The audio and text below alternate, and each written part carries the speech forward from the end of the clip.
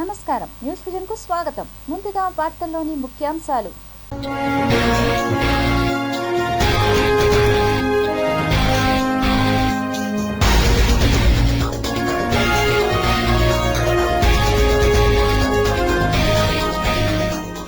DRDO wonder, ఇక చైనాకు చుక్కలే.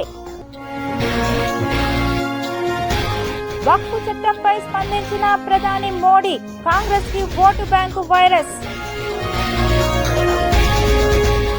దేశానికి అంబేద్కర్ సేవలు నిరుపమానం.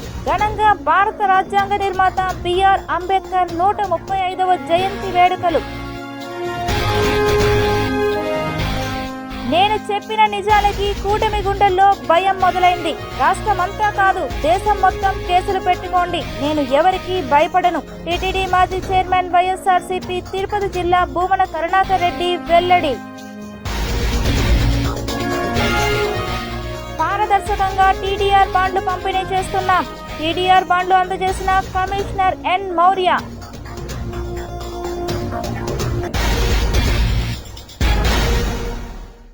DRDO రూపొందించిన లేజర్ ఆధారిత ఆయుధ వ్యవస్థ విజయవంతంగా పరీక్షించారు. ఈ పరీక్షతో భారత్, అమెరికా, చైనా, రష్యా వంటి దేశాల సరసన నిలిచింది. అత్యాధునిక లేజర్ ఆధారిత డైరెక్టెడ్ ఎనర్జీ వెపన్ టెక్నాలజీ కలిగిన దేశాల జాబితాలో చేరింది. సాంకేతికత మిసైళ్లు, డ్రోన్లు, చిన్న ప్రయోగక్షేపణాల వంటి లక్ష్యాలను క్షణాల్లో నిర్వీర్యం చేయగలదు. ఈ సిస్టమ్ను DRDOలోని చెస్ రూపొందించగా ఇతర ల్యాబ్లు, విద్యా సంస్థలు, భారతీయ పరిశ్రమలు కలిసి పనిచేశాయి. 30 కిలోవాట్ల శక్తితో పనిచేసే MK2A లేజర్ వ్యవస్థకు కర్నూలులోని నేషనల్ ఓపెన్ ఎయిర్ రేంజ్ వద్ద పరీక్షలు నిర్వహించబడ్డాయి. పరీక్షలో ఇది ఫిక్స్డ్ వింగ్ డ్రోన్లను పొడవైన దూరాల్లో గుర్తించి నాశనం చేసింది. శత్రు నిఘా సెన్సర్లు, యాంటెనాలను కూడా ధ్వంసం చేసింది. ఈ వ్యవస్థ కేవలం క్షణాల్లో లక్ష్యాన్ని ఛేదించే శక్తిని కలిగి ఉందని రక్షణ వర్గాలు చెబుతున్నాయి. ఈ లేజర్ వ్యవస్థలు తమ సొంత ఎలక్ట్రో ఆప్టిక్ సిస్టమ్ లేదా రాడార్ ద్వారా లక్ష్యాలను గుర్తించి లైట్ స్పీడ్తో దాడి చేస్తాయి. లక్ష్యంపై తక్కువ కాలానికి అత్యంత అధిక ఉష్ణతిని పంపిస్తూ దానిని పగలగొట్టగలుగుతుంది. కొన్నిసార్లు నేరుగా వార్ హెడ్ను టార్గెట్ చేయడం ద్వారా భారీ విధ్వంసాన్ని సృష్టించగలదు. ఇలాంటి ఆయుధాల అభివృద్ధితో ఖరీదైన మిసైళ్లు, బుల్లెట్లు వాడకుండానే లక్ష్యాలను తక్కువ వ్యయంతో చేంజ్ చేయడం సాధ్యమవుతుంది. డ్రోన్ల వంటి తక్కువ ఖర్చుతో తయారయ్యే ముప్పులను తట్టుకోవడానికి ఇది అత్యంత బలమైన పరిష్కారంగా నిలుస్తుంది. అలాగే కొలేటరల్ డ్యామేజ్ లేకుండా లక్ష్యాన్ని ఛేదించేందుకు ఇది ఉత్తమ పరిష్కారం కావచ్చని భావిస్తున్నారు. కుమారుడి కోసం తలనీలాలు సమర్పించుకున్న ఉప ముఖ్యమంత్రి సతీమణి అన్నా లెజినోవా 17 లక్షలు కట్టి నిత్య అన్నదానంలో కుమారుడి పేరిట అన్నదానం చేసి మొక్కులు చెల్లించుకున్నారు. టీటీడీ నియమాల ప్రకారం అన్యమతస్థులు తిరుమల వెంకన్న దర్శనానికి వస్తే వారు శ్రీవారిపై నమ్మకం ఉందంటూ తిరుమల తిరుపతి దేవస్థానానికి డిక్లరేషన్ ఇవ్వాల్సి ఉంటుంది. కాబట్టి ఆవిడ డిక్లరేషన్ పత్రాలపై సంతకం చేశారు. ఆ తర్వాత ఆవిడ వరాహస్వామిని దర్శించుకున్నారు. ఇక ఆదివారం రాత్రి వరాహస్వామిని దర్శించుకున్న తర్వాత ఆవిడ దేవుడి మొక్కు నేపథ్యంలో తలనీలాలు సమర్పించారు. కలియుగ ప్రత్యక్ష దైవం తిరుమల శ్రీ వెంకటేశ్వర స్వామి వారిని ఉప ముఖ్యమంత్రి పవన్ కళ్యాణ్ సతీమణి శ్రీమతి అన్నా కొణిదెల దర్శించుకున్నారు. సోమవారం వేకువజామున వైకుంఠం క్యూ కాంప్లెక్స్ ద్వారా ఆలయంలోకి ప్రవేశించి శ్రీవారి సుప్రభాత సేవలో పాల్గొన్నారు. దర్శనం అనంతరం రంగనాయకుల మండపంలో శ్రీమతి అన్నా కొణిదెలకి వేద పండితులు వేద ఆశీర్వచనం అందించి శ్రీవారి తీర్థ ప్రసాదాలు అందజేశారు. అనంతరం స్వామివారి ఆలయం ఎదురుగా ఉన్న అఖిలాండం వద్ద హారతులు ఇచ్చారు. స్వామివారికి కొబ్బరికాయ కొట్టి మొక్కులు తీర్చుకున్నారు. స్వామివారి దర్శనానంతరం ఉదయం 10 గంటల సమయంలో అన్నా కొణిదెల మాతృశ్రీ తరికొండ వెంగమాంబ నిత్యాన్నదాన సత్రాన్ని సందర్శించారు. కుమారుడు కొణిదెల మార్క్ శంకర్ పేరిట 17 లక్షలు విరాళాన్ని తిరుమల తిరుపతి దేవస్థానం అధికారులకు అందించారు. అనంతరం నిత్యాన్నదాన సత్రంలో శ్రీవారి భక్తులకు స్వయంగా అన్నప్రసాదాన్ని వడ్డించారు. అనంతరం భక్తులతో కలిసి అన్నప్రసాదం స్వీకరించారు. అమరావతి రాజధాని కోసం మరో 44 ఎకరాల భూ సేకరణకు రంగం సిద్ధం చేసింది ఏపీ ప్రభుత్వం. తూళ్లూరు మండలంలోని హరిచంద్రాపురం, వడ్డమాను, పెద్దపరిమి గ్రామాల్లోని 9,919 ఎకరాలు, అమరావతి మండలంలోని వైకుంఠపురం, ఎండ్రాయి, కార్లపూడి, మెత్తడాక, నిడముక్కల గ్రామాల్లోని 12,838 ఎకరాల్లో భూ సమీకరణ చేపట్టనున్నారు. తాడికొండలోని తాడికొండ, కంతేరు గ్రామాలలోని 16,463 ఎకరాలను భూ సమీకరణ ద్వారా సేకరించనుంది CRDA. అలాగే మంగళగిరిలోని కాజా గ్రామంలోని 4,492 ఎకరాలను భూ సమీకరణ ద్వారా సేకరణ చేపట్టనున్నారు. 2-3 రోజుల్లో ఆయా గ్రామాల్లో భూ సమీకరణకు నోటిఫికేషన్ విడుదల చేయనుంది CRDA. ఇప్పటికే రాజధానిలోని 29 గ్రామాల్లోని 34,000 ఎకరాల మేర ల్యాండ్ పూలింగ్ ద్వారా భూములు తీసుకున్న CRDA ఇందులో భాగంగా అమరావతి ఔటర్ రింగ్ రోడ్కు, ఇన్నర్ రింగ్ రోడ్కు మధ్యలోని భూములను సేకరించనుంది CRDA. ఈ భూముల్లో అమరావతికి airport, inner ring road, outer ring road, Errupalem నుండి అమరావతి వరకు కొత్తగా వేయనున్న రైల్వే లైన్ కోసం వినియోగించనుంది రాష్ట్ర ప్రభుత్వం. ఓటు బ్యాంకు రాజకీయాల కోసం వక్ఫ్ బోర్డు రూల్స్ని కాంగ్రెస్ మార్చిందని అన్నారు. కాంగ్రెస్కి ఓటు బ్యాంకు వైరస్ పట్టుకుందని విమర్శించారు ప్రధాని నరేంద్ర మోడీ. SC/STకు వ్యతిరేకంగా ఆ పార్టీ పనిచేస్తుందని, వక్ఫ్ బోర్డు పేరుతో కాంగ్రెస్ భూముల్ని దోచుకుందని ఆరోపించారు. కర్ణాటకలో కాంగ్రెస్ ప్రభుత్వం SC/ST, OBCలను మోసం చేసిందని, వాళ్ళ రిజర్వేషన్లను చీల్చి ముస్లింలకు రిజర్వేషన్లు కల్పించారని అన్నారు. వక్ఫ్ వల్ల పేద ముస్లింలకు ఎలాంటి ప్రయోజనం లేదని, పేద ముస్లింలు పంచర్ షాపులకే పరిమితమయ్యారని అన్నారు. కాంగ్రెస్ వక్ఫ్ బోర్డు పేరుతో రాజకీయం చేస్తోందని ఆరోపించారు. ఒక్క ముస్లింని కూడా కాంగ్రెస్ అధ్యక్షుడిగా నియమించలేదు ఎందుకు అని మోడీ ప్రశ్నించారు. వక్ఫ్ బోర్డు పేరుతో లక్షల హెక్టార్ల భూమిని కొల్లగొట్టారని, వక్ఫ్ బోర్డు పేరుతో పేదలు, ఆదివాసుల భూముల్ని లాక్కున్నారని మోడీ అన్నారు. పేద ముస్లిం మహిళలు, వితంతు మహిళలు కేంద్ర ప్రభుత్వానికి వక్ఫ్ బోర్డుపై లేఖలు రాశారని అన్నారు. అంబేద్కర్ రాజ్యాంగాన్ని కాంగ్రెస్ అవమానించిందని ఆరోపించారు. కాంగ్రెస్ రాజ్యాంగం కన్నా వక్ఫ్నే పెద్దదిగా చేసిందని అన్నారు. 2014కు ముందు దేశంలో 74 ఎయిర్పోర్ట్లు ఉంటే ఈరోజు 150 ఎయిర్పోర్ట్లు ఉన్నాయని మోడీ అన్నారు. కాంగ్రెస్ 70 ఏళ్ల పాలనలో 74 ఎయిర్పోర్ట్లు మాత్రమే నిర్మించిందని అన్నారు. బీజేపీ పాలనలో కనెక్టివిటీ పెంచేందుకు ప్రాధాన్యతనిచ్చామని చెప్పారు. పేదల సామాజిక న్యాయం కోసం ప్రభుత్వం పనిచేస్తుందని అన్నారు. శ్రీ వెంకటేశ్వర గోశాలలో మృతి చెందిన గోవులను తాను మార్ఫింగ్ చేశానని నిరూపిస్తే ఏ విచారణకైనా చర్యకైనా సిద్ధమని తిరుమల తిరుపతి దేవస్థానం మాజీ పాలక మండలి అధ్యక్షులు భూమన కరుణాకర్ రెడ్డి కూటమి ప్రభుత్వాన్ని, టీటీడీ అధికారులకు సవాల్ విసిరారు. ఆ గోమాతలు చనిపోతున్నాయి అని ఏ ఫోటోలైతే చూపిస్తూ నేను మాట్లాడానో అవి ఫేక్ అని, మార్ఫింగ్ అని టీటీడీ ప్రకటన చేసింది. దానితో పాటు తెలుగుదేశం పార్టీ పెద్ద ఎత్తున సోషల్ మీడియాలో వైరల్ చేసింది. నేను చూపించినటువంటివి ఒక్కటంటే ఒక్కటి కూడా మార్ఫింగ్ కాదని, ఆ గోవులన్నీ కూడా శ్రీ వెంకటేశ్వర గోశాలలో చనిపోయినటువంటివే, అక్కడ తీసిన ఫోటోలేనని కట్టుబడి ఉన్న, భగవంతుని మీద ప్రమాణం చేస్తున్నా నేను అలా చెప్తే మీరు నమ్మరు కాబట్టి ఏ విచారణకైనా నేను సిద్ధం.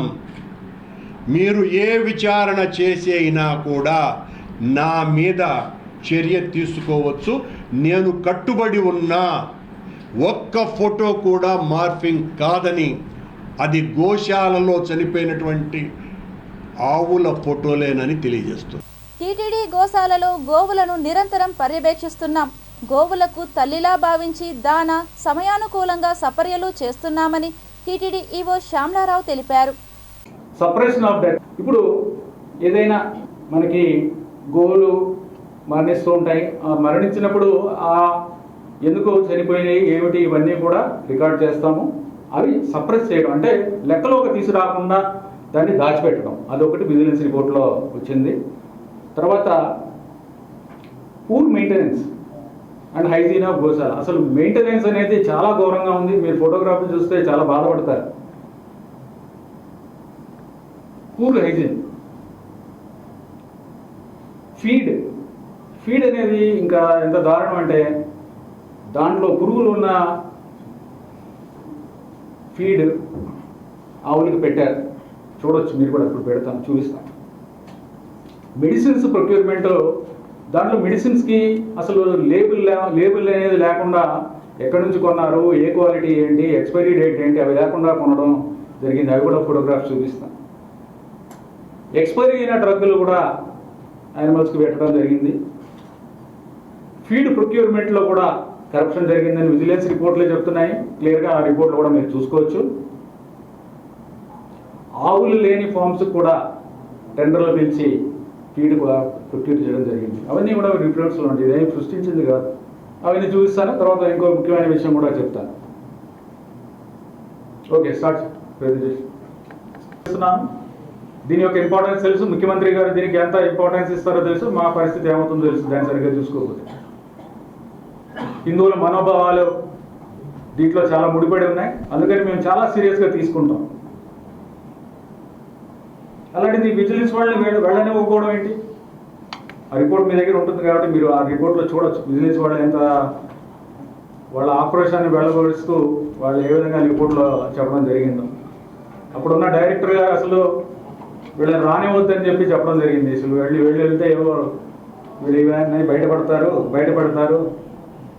నగరంలో ఏర్పాటు చేసిన మాస్టర్ ప్లాన్ రోడ్లలో భూములు కోల్పోయిన వారికి పారదర్శకంగా టీడీఆర్ బాండ్లు పంపిణీ చేస్తున్నామని నగరపాలక సంస్థ కమిషనర్ ఎన్ మౌర్య అన్నారు. నగరపాలక సంస్థ కార్యాలయంలో జరుగుతున్న టీడీఆర్ మేళాలో అర్హత పొందిన 22 మందికి సోమవారం టీడీఆర్ బాండ్లను కమిషనర్ అందజేశారు. ఈ సందర్భంగా కమిషనర్ మాట్లాడుతూ నగరంలో మాస్టర్ ప్లాన్ రోడ్లలో భూములు కోల్పోయిన ప్రతి ఒక్కరిని ఆన్లైన్ చేయించడం కోసం మేళా నిర్వహిస్తున్నామని అన్నారు. 95% ఆన్లైన్ చేశామని, కోర్టు కేసులు, ప్రభుత్వ, టీటీడీ భూములు 22A కింద ఉన్నవి మాత్రమే పెండింగ్లో ఉన్నాయని అన్నారు. ఇప్పటి వరకు 5 బాండ్లు ఇచ్చామని, సోమవారం 22 టీడీఆర్ బాండ్లు లబ్ధిదారులకు స్వయంగా అందజేశామని అన్నారు. ఖాళీ జాగాలకు లొకాలిటీ వాల్యూ ప్రకారం గుర్తించామని అన్నారు. టీడీఆర్ బాండ్ల కమిటీ సమావేశమై 96 మందికి ఫ్రీ అప్రూవల్ తీసుకుని అర్హత ఉన్నట్లు గుర్తించామని అన్నారు. వీరందరూ గిఫ్ట్ డీడ్ ఇస్తే తరువాత బాండ్లు అందజేస్తామని అన్నారు.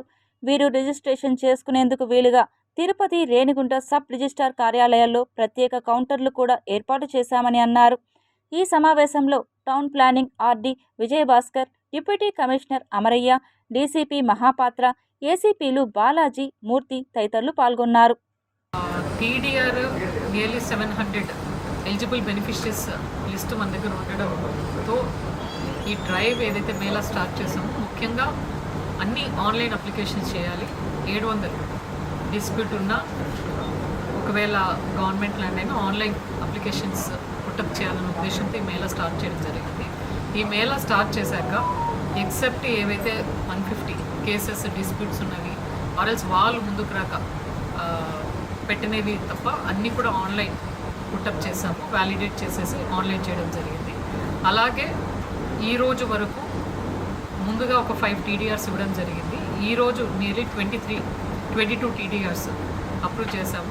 సో టీడీఆర్ ఎవరికైతే ప్రాపర్టీ లాస్ అయ్యారో ఆ ప్రాపర్టీ వాల్యూ ప్రకారం టీడీఆర్ ఇవ్వడం జరిగింది. వేకెంట్ ల్యాండ్ అయితే లొకాలిటీ వాల్యూ, రెసిడెన్షియల్ వాల్యూ తీసుకోవడం జరిగింది. ఉమ్మడి చిత్తూరు జిల్లాలో ఘనంగా డాక్టర్ బిఆర్ అంబేద్కర్ జయంతి వేడుకలను జరుపుకున్నారు. ఆయన రాసిన రచన ఈరోజు రాజ్యాన్ని కాపాడుతూ ఉంది. ఆయన శాసించాడు, రాయించాడు. ఆ రాత ప్రకారం ఈరోజు భారతదేశంలో రాజ్యాంగం ఇటు ప్రజాప్రతినిధులు కానీ మన ప్రజలు ఎలా ఉండాలని, ఎవరెవరు ఏ కమ్యూనిటీ ఎలా ఉండాలనేది కూడా విప్లవంగా రాయడం జరిగింది. చాలా మంచి సృష్టికర్త. ఎన్నో చదువులు చదువుకున్నాడు, ఇతర దేశాల్లో చదువుకున్నాడు.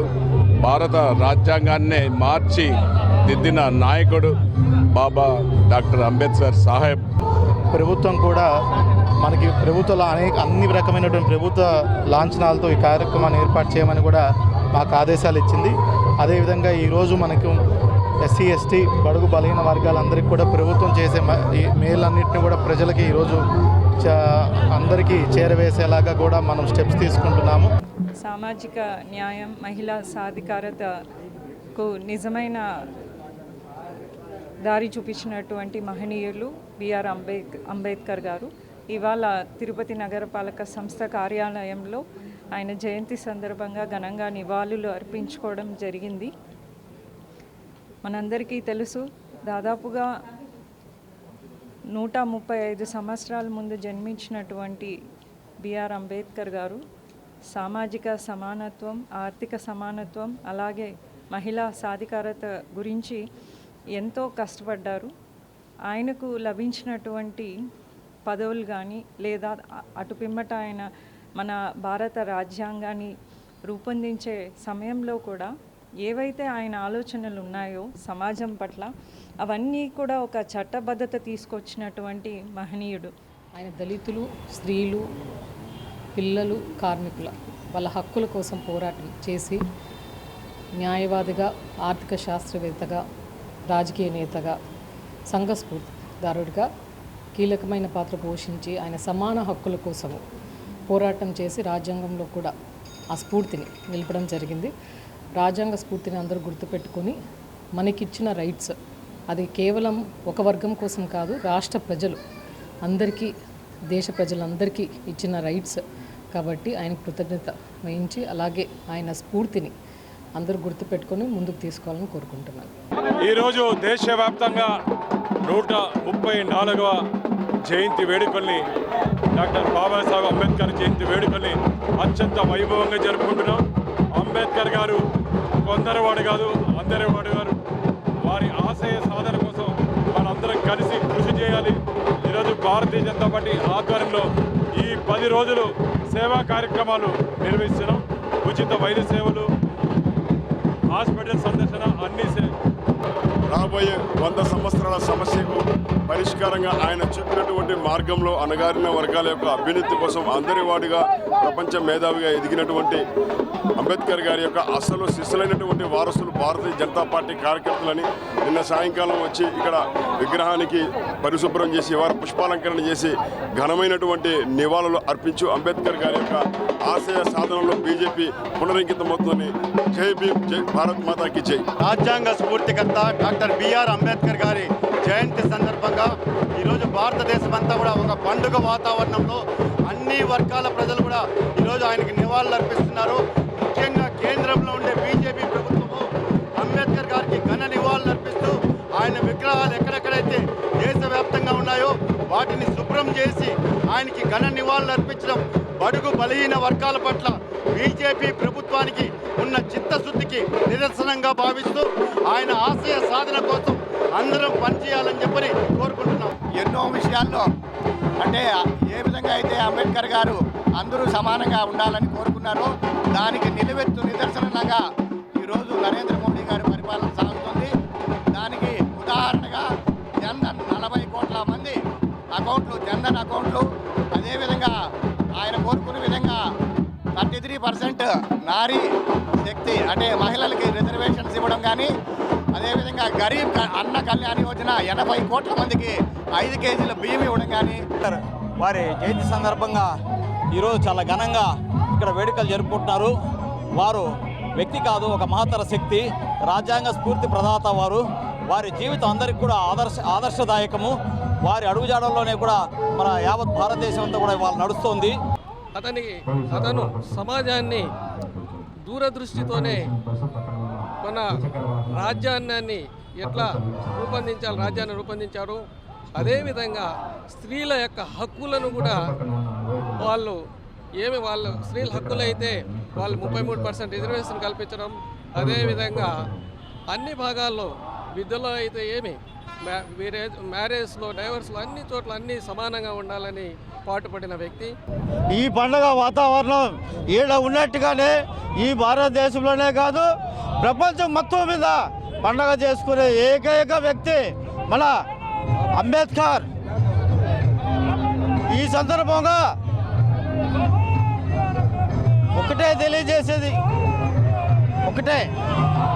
ఈ పండుగని ఒక కులం వాళ్ళు కాకుండా ప్రతి ఒక్కరూ మనిషిగా పుట్టిన వాళ్ళు ప్రతి ఒక్కరూ కూడా ఆయన్ని స్మరించుకుంటూ ఈరోజు ఈ పండుగని అందరూ చేసుకోవాల్సిందిగా కోరుకుంటూ ప్రపంచ మేధావి, బడుగు బలహీన వర్గాల ఆశాజ్యోతి డాక్టర్ బిఆర్ అంబేద్కర్ గారి 134వ జయంతి సందర్భంగా ఈరోజు వైఎస్ఆర్ కాంగ్రెస్ పార్టీ జిల్లా కార్యాలయం పద్మావతిపురంలో మా సమన్వయకర్త అభినయ్ రెడ్డి గారి ఆధ్వర్యంలో భారీ ఎత్తున ఎస్సీ, ఎస్టీ, బీసీ, మైనారిటీ కులాలకు అతీతంగా కలిసి భారత రాజ్యాంగ నిర్మాత అంబేద్కర్ చిత్రపటానికి నివాళులర్పించడం జరిగింది.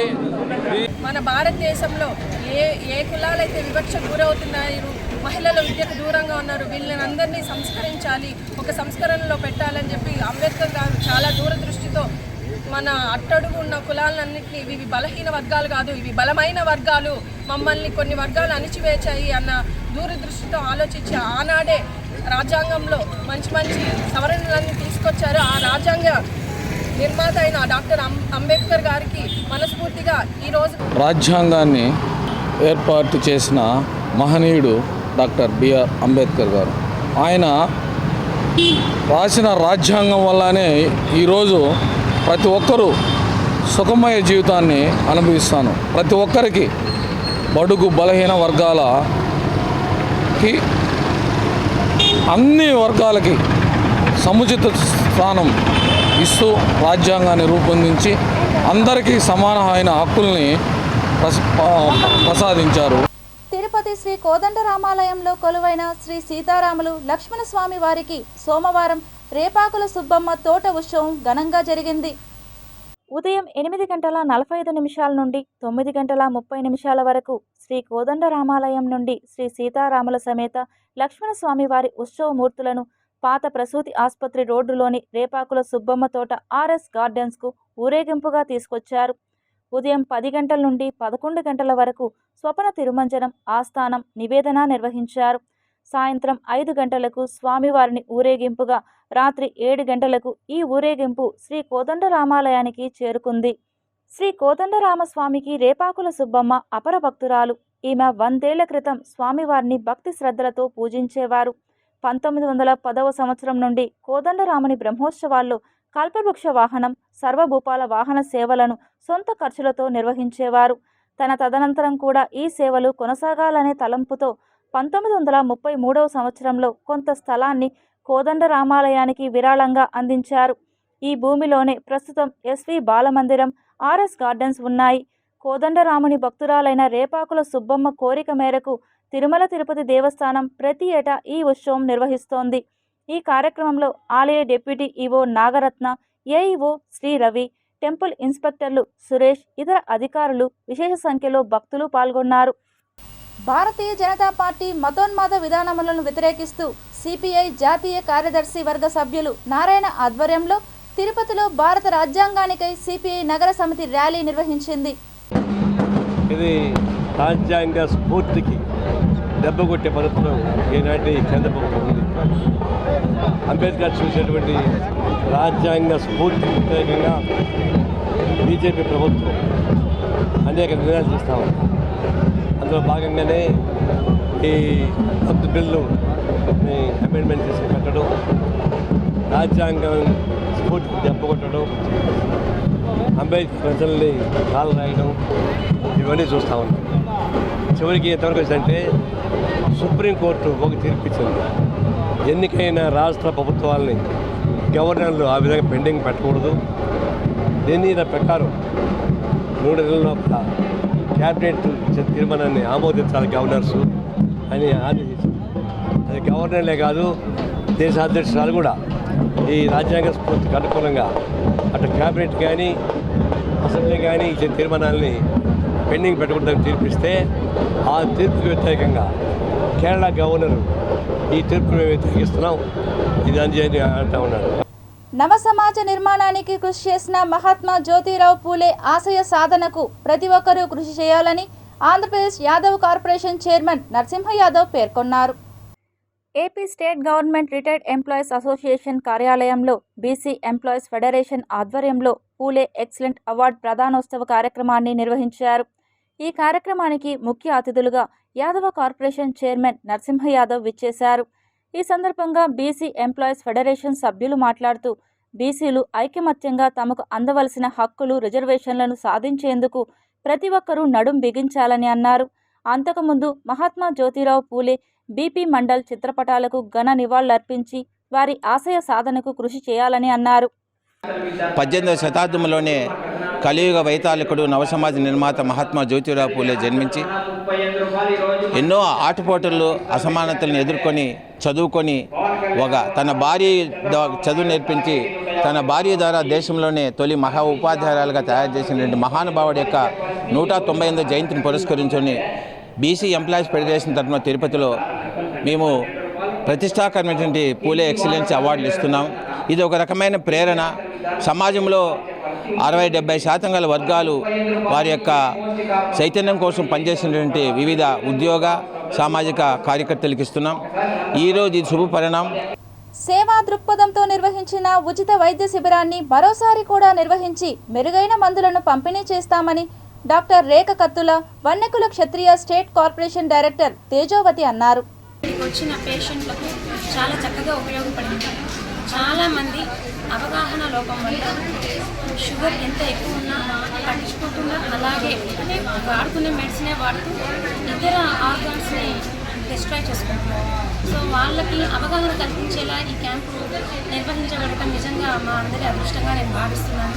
అయితే ముఖ్యంగా ఈ కార్యక్రమం ఇంత చక్కగా నిర్వహించబడడానికి మన శ్రీకృష్ణ భజనమందిరం కమిటీ అధ్యక్షులు కుమార్ రెడ్డి గారికి, ఇలాగే గాజుల మందిరం పెద్దలందరికీ, ఇక్కడికి ఇచ్చేసినటువంటి ఈ రైతు క్యాంపు ఉపయోగించుకున్నటువంటి ప్రజలందరికీ ఈ సందర్భంగా నేను చాలా కృతజ్ఞతలు మరియు ధన్యవాదాలు తెలియజేస్తున్నాను.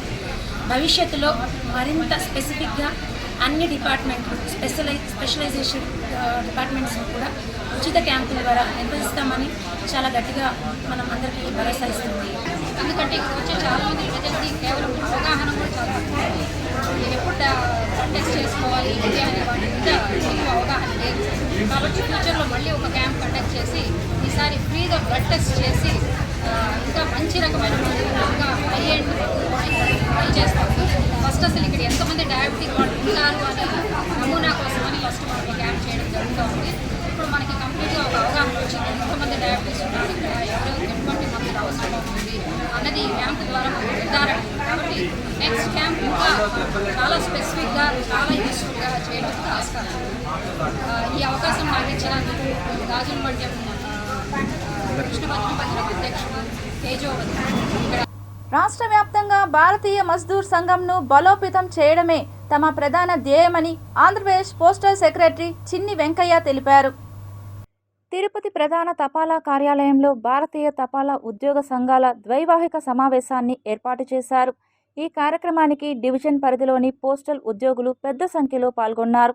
ఈ సందర్భంగా చిన్ని వెంకయ్య మాట్లాడుతూ తపాలా ఉద్యోగుల ఐక్యత చాటాలని పిలుపునిచ్చారు. పోస్టల్ శాఖలో పనిచేస్తున్న సిబ్బంది ఎదుర్కొంటున్న న్యాయబద్ధమైన సమస్యలను పరిష్కరించేందుకు అహర్నిశలు శ్రమిస్తానని, సంఘాన్ని బలోపేతం చేసేందుకు కృషి చేయాలని అన్నారు. అంతకుముందు జ్యోతి ప్రజ్వలన చేసి భారత్ మాతకు పుష్పాంజలి ఘటించారు. పోస్టల్ డిపార్ట్మెంట్లో వివిధ విభాగాలలో పనిచేస్తున్న వారిని BMSలో చేర్పించేందుకు ప్రతి ఒక్కరూ కృషి చేసి సంఘం ఐక్యతను చాటాలని తెలిపారు. ఈ కార్యక్రమంలో భారతీయ మజ్దూర్ సంఘం నాయకులు పురుషోత్తం, వెంకటగిరి బాబు, రాజు, స్వర్ణలత తదితరులు పాల్గొన్నారు. యూనియన్ నిర్మించుకొని ఉద్యోగుల ఐక్యతను అలాగే యూనియన్ సంఘం యొక్క ఐక్యతను చాటుతూ ఈరోజు అత్యధిక సంఖ్యలో ఇక్కడికి హాజరవడం జరిగింది. సభ్యులందరూ కూడా మా యూనియన్ యొక్క ఉద్దేశం ఏంటంటే జాతీయ సమైక్యతా భావం. అందరూ దేశం కోసం పనిచేయాలి, అలాగే మన డిపార్ట్మెంట్ కోసం పనిచేయాలి, ఉద్యోగుల సమస్యల కోసం పనిచేయాలి అనే ఒక నినాదంతో పనిచేసుకుంటూ ముందుకెళ్తున్నాం. అంతేవిధంగా మన రాష్ట్రంలో ఉన్నటువంటి అన్ని డివిజన్లలో మా యూనియన్ని ఎస్టాబ్లిష్ చేసుకుంటూ ఈరోజు రాష్ట్రం అంతా అతి తక్కువ సమయంలోనే మా యూనియన్ ఇలా డెవలప్ అవడానికి మా సభ్యులందరూ మాకు అందించినటువంటి సహకారమే కారణం అని చెప్పి ఈ చైత్రయాత్రను ఇలాగే కంటిన్యూ చేసుకుంటూ రానున్న రోజుల్లో మా సభ్యులందరి సహకారంతో మా యూనియన్ని మరింత బలోపేతం చేసుకుంటూ ఉపాధ్యాయుల సమస్యలపై రాష్ట్ర వ్యాప్తంగా తిరుగుతూ చిత్తూరు, ఉమ్మడి జిల్లాలలో పర్యటిస్తున్నామని నోబెల్ టీచర్స్ అసోసియేషన్ రాష్ట్ర అధ్యక్షులు కొండూరు శ్రీనివాసులరాజు తెలియజేశారు. ఈరోజు తిరుపతి జిల్లాలో రెన్యువేషన్ చేసినటువంటి కార్యాలయాన్ని మేము ప్రారంభించేటువంటి ప్రయత్నం చేస్తూ ఉన్నాం. ఈరోజు ఈ ఉద్యమ కేంద్రంగాను, ప్రజాతంత్ర హక్కులను కాపాడే కేంద్రంగాను, రాజ్యాంగ విలువల్ని కాపాడేటువంటి కేంద్రంగా ఈ కార్యాలయం ఉండాలనేటువంటిది మేము ప్రగాఢంగా విశ్వసిస్తూ ఉన్నాం. గతంలో దీన్ని ప్రారంభించిన సందర్భంలో కూడా ఇక్కడి నుంచే ఉద్యమాలకి పుట్టినిల్లుగా ఉన్న ఈ తిరుపతి ప్రాంతంలో పెద్ద ఎత్తున ఉద్యమాలకి సహకారాన్ని అందించినటువంటి కేంద్రంగా ఇది ఉంది. అలాగే ఈ రోజున విద్యారంగంలో జరుగుతున్నటువంటి మార్పులు, ఆర్థిక రంగంలో జరుగుతున్నటువంటి మార్పుల మీద కూడా ఈరోజు రాష్ట్ర వ్యాప్త సదస్సుని నిర్వహిస్తూ ఉన్నాం. ఈరోజు గత ప్రభుత్వం జీవో నెంబర్ 117 తీసుకురావడం వల్ల ఏర్పడినటువంటి ఇబ్బందికర పరిస్థితులన్నింటినీ అధిగమించి కొత్త ప్రభుత్వం, నూతన ప్రభుత్వం పాఠశాలల మొత్తాన్ని కూడా అభివృద్ధి చేస్తానని చెప్పి జీవో నెంబర్ 117 రద్దు చేస్తానన్నప్పటికీ కూడా సాల్ట్ పథకంలో భాగం ప్రపంచ బ్యాంక్ ఆదేశిత విధానాలని ఈరోజు రాష్ట్ర ప్రభుత్వం అమలు చేసేటువంటి ప్రయత్నం చేస్తారు. తిరుమల శ్రీ వెంకటేశ్వర స్వామి వారి పాదాల చెంత సేవ చేసే భాగ్యం తనకు రావడం అదృష్టంగా ఉందని తిరుపతి డీఎస్పీ భక్తవత్సలం పేర్కొన్నారు. తిరుపతి ఈస్ట్ పోలీస్ స్టేషన్లోని సబ్ డివిజన్ కార్యాలయంలో డీఎస్పీ భక్తవత్సలం పదవీ బాధ్యతలను స్వీకరించారు. ఈ సందర్భంగా ఆయన మాట్లాడుతూ నగరవాసులందరి సహాయ సహకారాలు, ఉన్నతాధికారుల సూచనలు, క్రింది స్థాయి సిబ్బంది సహకారంతో తిరుపతి నగరాన్ని నేరరహిత నగరంగా తీర్చిదిద్దేందుకు కృషి చేస్తానని తెలిపారు. తిరుపతి పట్టణ ప్రజలందరికీ నమస్కారము. సాధారణ బదిలీలో భాగంగా ప్రొద్దుటూరు నుంచి తిరుపతికి బదిలీపై వచ్చి తిరుపతి సబ్ డివిజన్ డీఎస్పీగా ఈ దినం బాధ్యతలు స్వీకరించడమైనది. తిరుపతి మంచి పిలిగ్రిమ్ సెంటరు. ఇక్కడ శాంతి భద్రతలు కాపాడటానికి మా ఎస్పీ గారి సూచనల మేరకు తరువాత క్రింది సిబ్బంది సహకారంతో శాంతి భద్రతలు, ఇతర సమస్యలు పరిష్కరించడంకు మా శాయశక్తుల కృషి చేస్తాము. తర్వాత ప్రజలకు కూడా ఎల్లవేళలా అందుబాటులో ఉండి వారి సమస్యలు పరిష్కరించడానికి ప్రయత్నం చేస్తాం. బోయ వాల్మీకి కులస్తులను ఎస్టీ జాబితాలో చేర్చడాన్ని ఆంధ్రప్రదేశ్ రాష్ట్ర ప్రభుత్వం ఉపసంహరించుకోవాలని గిరిజన సంఘం నాయకులు వెంకటరమణ నాయక్ తెలిపారు. తిరుపతి బైరాగిపట్టణంలోని గిరిజన భవన్లో తిరుపతి, చిత్తూరు జిల్లాల్లోని గిరిజన సంఘ నాయకులు సమావేశాన్ని ఏర్పాటు చేశారు. ఈ సందర్భంగా వారు మాట్లాడుతూ గిరిజనులకు ఉండేటువంటి హక్కులను కాలరాసేందుకు రాష్ట్ర ప్రభుత్వానికి ఏమి హక్కు ఉందని మండిపడ్డారు. వెనుకబడిన తమ జాతిలో ఎందుకు బోయ వాల్మీకి కులస్తులను చేరుస్తున్నారంటూ రాష్ట్ర ప్రభుత్వ తీరుపై అసహనం వ్యక్తం చేశారు. ఇప్పటికైనా రాజకీయ ప్రయోజనాల కోసం ఎస్టీ జాబితాలో ఇతర కులస్తులను చేర్చడం పట్ల ఆగ్రహం వ్యక్తం చేశారు. ఆంధ్రప్రదేశ్ రాష్ట్ర వ్యాప్తంగా గిరిజనులంతా ఏకమై తిరుగుబాటు చేస్తామని అన్నారు. బోయ వాల్మీకి కులస్తులను ఇప్పటికైనా ఎస్టీ జాబితాలో చేర్చే నిర్ణయాన్ని మానుకోవాలని, లేని పక్షంలో కూటమి ప్రభుత్వానికి ప్రజా వ్యతిరేకం తప్పదని అన్నారు. ఈరోజు ఎస్టీ కులాల్లో ఉన్న కన్నా కూడా బోయలు, ఒడ్లు చాలా ఎక్కువ మంది ఉన్నారు. ఆ కులాన్ని తీసుకొచ్చి ఈ కులం మీద భారం వేస్తే మీరేమన్నా రిజర్వేషన్ శాతం ఏమన్నా పెంచారా? పెంచి వేస్తామంటే అది వేరే కథ. రిజర్వేషన్ ఉండేది 6%. ఈ 6%లో ఇంకొక సముద్రాన్ని తీసుకొచ్చి ఒక చెరువు పైన వేస్తే ఈ చెరువు కొట్టుకొని పోతుంది గంగలో అనే సంగతి ప్రతి రాజకీయ నాయకుడికి తెలుసు. ఎందుకంటే ఓట్లు దండుకోవడం కోసమే ఈరోజు ఒక్క కులాన్ని రెచ్చగొడుతున్నారు. ఎవరో కాదు, ఈ రాజకీయ నాయకులే రెచ్చగొడుతున్నారు. ఒకటి చెప్తున్నాం, అయ్యా గిరిజనుల జోలికి వస్తే మీ పుట్టగతులు ఉండవనేది హెచ్చరిస్తున్నాం. అయ్యా మీరు ఏదైతే అసెంబ్లీలో ప్రస్తావిస్తున్నారో రాజకీయంగా, ఆర్థికంగా, సామాజిక అభివృద్ధికి నోచుకోవటం లేదు, వాళ్ళని రిజర్వేషన్ ఇవ్వాల్సిన అవసరం తక్షణంగా ఉందని చెప్పేసి అంటున్నారు. అది కరెక్ట్ కాదది.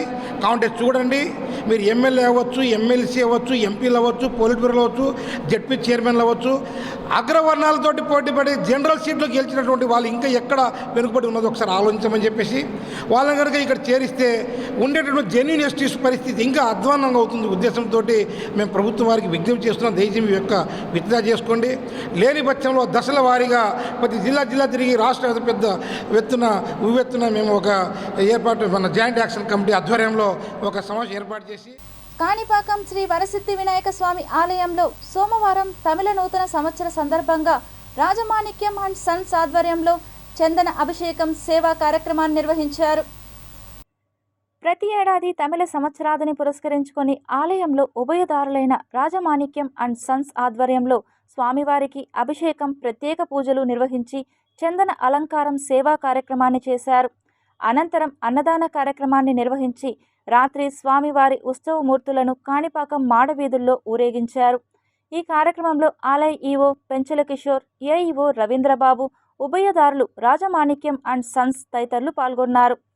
పుణ్యస్థలముల దేవస్థానంలో ప్రతి సంవత్సరం ఉగాది 14న రాజమాణిక్యం సన్ వాళ్ళు కుటుంబం ముగ్గురు కలిసి అన్నదానం చేస్తారు, ఊరేగింపు చేస్తారు. ఎంచుకొని పొద్దునే 4 గంటలకు చందన అలంకారం వినాయక స్వామికి, దాని తర్వాత ప్రసాదం పంచాము. విజయనగర సామ్రాజ్యాధినేత శ్రీకృష్ణదేవరాయల వారి జయంతోత్సవాలను ప్రభుత్వం అధికారికంగా నిర్వహించాలని రాయల్ పీపుల్స్ ఫ్రంట్ వ్యవస్థాపకులు తిరుమల శెట్టి రెడ్డి శేఖర్ రాయల్ డిమాండ్ చేశారు. వచ్చేసి ప్రముఖుల యొక్క జయంతులు, వర్ధంతులను ఉత్సవాలుగా నిర్వహించేందుకు వీలుగా 2025 ఏడాదికి సంబంధించినటువంటి క్యాలెండర్ను జారీ చేసినటువంటి ప్రభుత్వము ఈ యొక్క లిస్టులో రాయల వారి పేరును చేర్చకపోవడం అనేటువంటి విషయాన్ని చాలా తీవ్రంగా మేము పరిగణిస్తాము.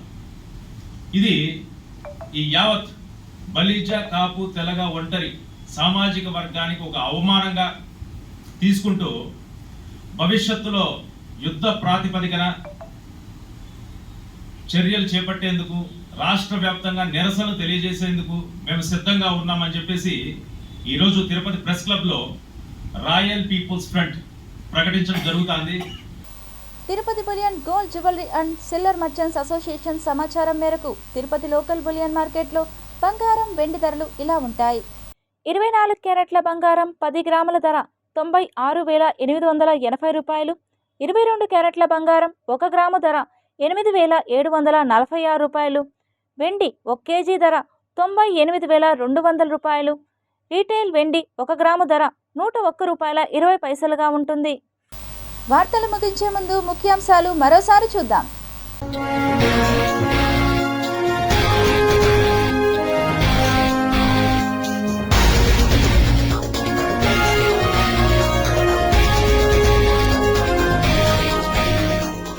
DRDO వండర్, ఇక చైనాకు చుక్కలే. వక్ఫ్ చట్టంపై స్పందించిన ప్రధాని మోడీ, కాంగ్రెస్ కి ఓటు బ్యాంకు వైరస్. దేశానికి అంబేద్కర్ సేవలు నిరుపమానం. ఘనంగా భారత రాజ్యాంగ నిర్మాత బిఆర్ అంబేద్కర్ 135వ జయంతి వేడుకలు. నేను చెప్పిన నిజాలకి కూటమి గుండెల్లో భయం మొదలైంది. రాష్ట్రమంతా కాదు, దేశం మొత్తం కేసులు పెట్టుకోండి, నేను ఎవరికీ భయపడను. టీటీడీ మాజీ చైర్మన్ వైఎస్ఆర్సీపీ తిరుపతి జిల్లా భూమన కరుణాకర్ రెడ్డి వెల్లడి. పారదర్శకంగా టీడీఆర్ బాండ్లు పంపిణీ చేస్తున్నాం. టీడీఆర్ బాండ్లు అందజేసిన కమిషనర్ ఎన్ మౌర్య.